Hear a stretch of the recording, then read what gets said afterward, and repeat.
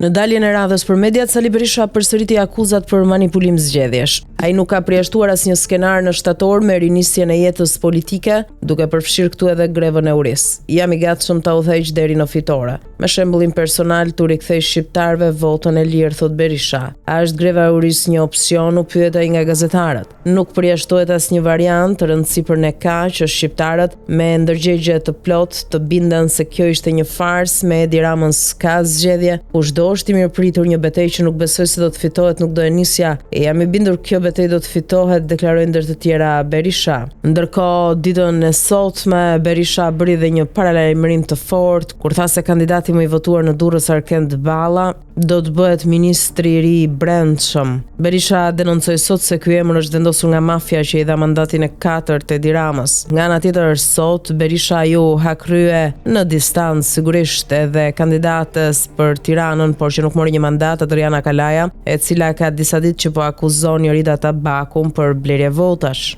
Berisha i bëri qartë se pa prova e faktën nuk mund të akuzojë askënd.